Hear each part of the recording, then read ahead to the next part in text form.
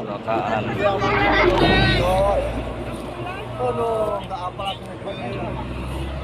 Sebuah minibus dengan plat nomor polisi B1269POG Minggu siang terperosok ke dalam irigasi di pinggir Jalan Raya Simpang Penawar Rawajitu.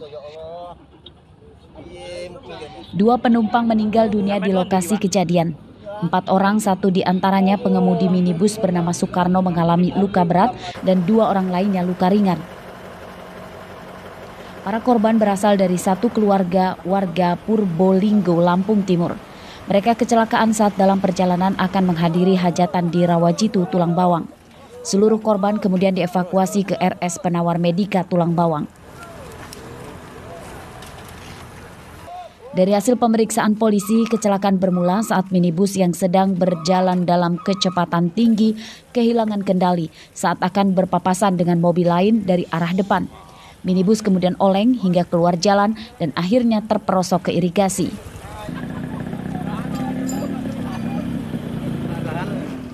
Kendaraan Innova warna putih B1269POG. Jadi korban oleng ke kanan langsung masuk jurang. Untuk sementara korban yang meninggal 2, yang 5 luka berat, 2 luka ringan. Jadi seluruhnya 8 orang. Penanganan korban kecelakaan sempat terlambat sebab lokasi kecelakaan berada di tengah perkebunan tebu dan jauh dari permukiman. Mobil ini gimana, Mas? Kalau nggak gampang di pinggir, aduh ngeri. Kalau dia ke dalam? Ke dalam itu nggak bisa ketolong. Itu tadi mobil dari arah mana mau kemana, Mas? Arah Penawar. Mau ke? Katanya mau ke Rajitu.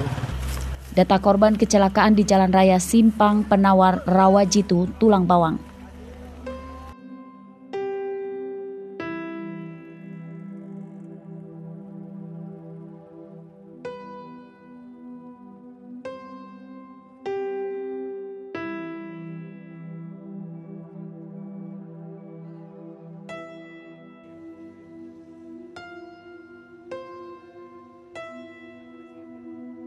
Mustaqim melaporkan dari Tulang Bawang.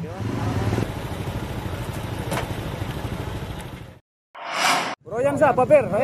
Royan kan? Enggak, ilelo.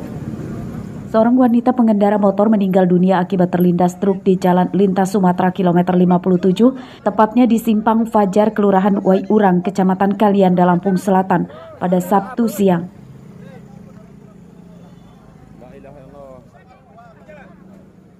Korban bernama Suci Kusdiawati, berusia 30 tahun, seorang dosen di salah satu akademi kebidanan di Lampung Selatan.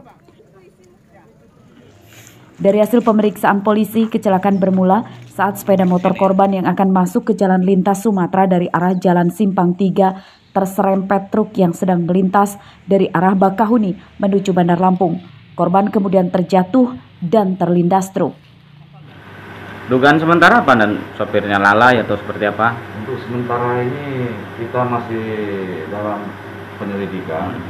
Untuk pengemudi orang terkhusus sudah kita amankan, baru sebatas kita minta keterangan. Untuk korban sendiri meninggal dunia atau seperti apa? Untuk korban ram sepeda motor meninggal dunia di TKP. Untuk kendaraan sudah kita amankan berikut pengemudi, sudah kita amankan di Polres. Truk berikut pengemudinya bernama Zainuddin, warga Bandar Lampung, kini sudah ditahan polisi Polres Lampung Selatan. Usai dilakukan visum di RSUD Bob Bazar Kalianda, jenazah korban kemudian diantarkan polisi ke rumah duka di Desa Harabanjar Manis, Kecamatan Kalianda, Lampung Selatan. Ari Susanto melaporkan dari Lampung Selatan.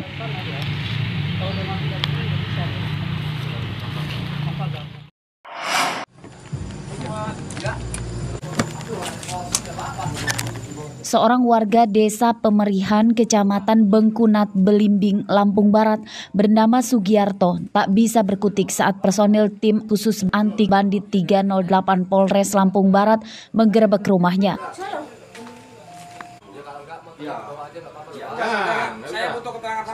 Tersangka penadah motor hasil curian ini ditangkap saat sedang menonton televisi bersama sang istri pada Minggu malam. Tersangka sempat menggelak dan mendebat polisi serta mengatakan tidak pernah melawan hukum. Namun setelah tersangka dipertemukan dengan tersangka pencuri motor bernama Nurul Huda, warga Kecamatan Pesisir Selatan Pesisir Barat, Sugiarto, tidak bisa mengelak dan langsung dibawa ke mobil polisi.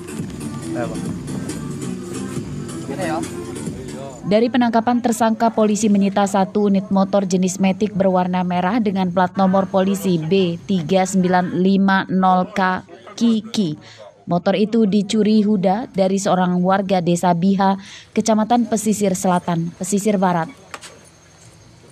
Modus operandi pelaku yaitu dia mencuri kendaraan milik warga yang mana kendaraan tersebut sedang diparkirkan di kebun oleh pemilik kendaraan tersebut. Kemudian pelaku mencuri kendaraan tersebut. Tersangka pencuri dan penadahnya dijerat dengan pasal yang berbeda namun ancaman lama hukumannya sama, yakni 7 tahun penjara. Rosandi melaporkan dari Lampung Barat.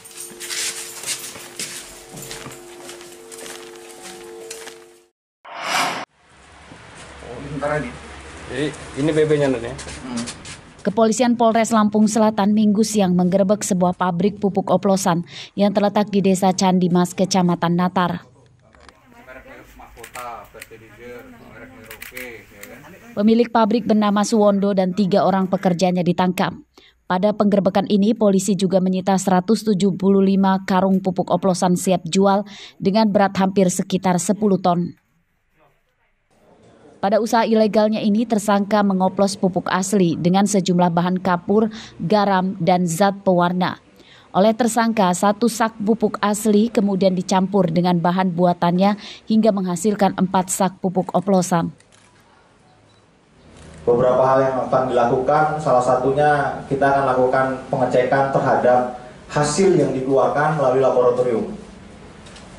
Walaupun secara nyata kita sudah tahu hasilnya seperti apa, tetapi kita secara yuridis normatifnya kita melakukan pengecekan dengan laboratorium dan hasilnya akan ditentukan.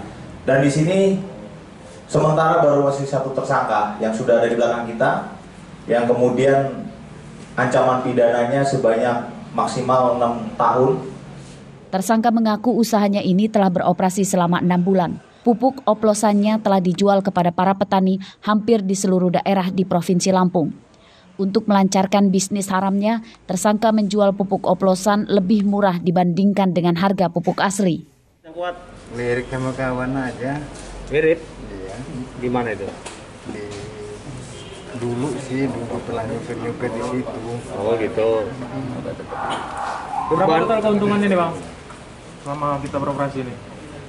Belum metik keuntungan besar sih, cuman kalau per karungnya 12.000. Untungnya? Iya, Per karungnya? Iya, tapi masih kotor, belum kalau dia balik lagi kan kita olah lagi. Polisi menetapkan Suwondo, pemilik pabrik pupuk oplosan, sebagai tersangka. Untuk 3 pekerjanya berstatus sebagai saksi.